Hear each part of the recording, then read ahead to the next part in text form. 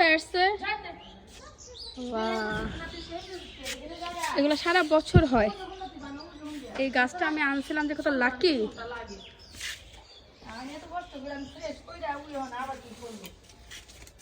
এটা গাঁদা ফুলের, এটা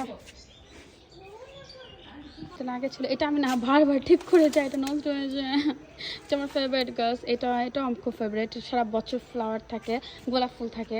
আর এখন নতুন, এখন তো গাঁদা ফুলের সিজন, এখন আবার এটা আসছে। এতদিন গাছ ছিল কিন্তু এখন ফুল আসছে।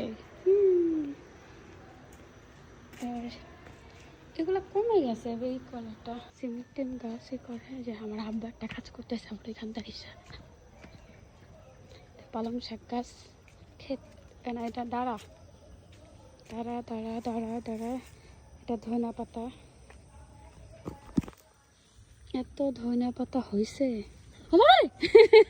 কি রে, এটা দৌড় দিয়ে আসছে।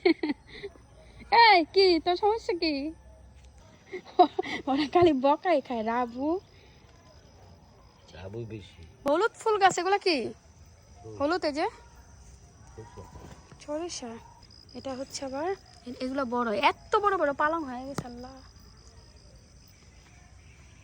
এগুলো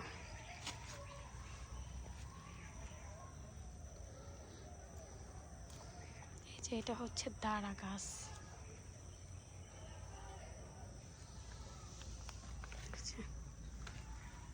Wow!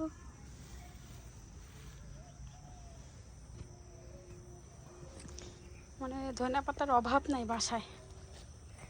এগুলো হচ্ছে সব লাল শাক, খেতে এগুলো মানে 3 মাস 2 মাসও মনে হয় নাই, এগুলো চারা ফেলাইছিল। আর এগুলো সব হচ্ছে পালং শাক।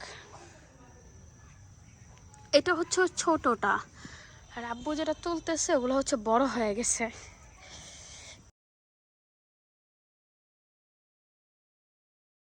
এটা হচ্ছে পেঁয়াজ, অল্প অল্প লাগাইছে পেঁয়াজ। এই যে এগুলো তুলছে এখন, না আপনি সব তুলছে।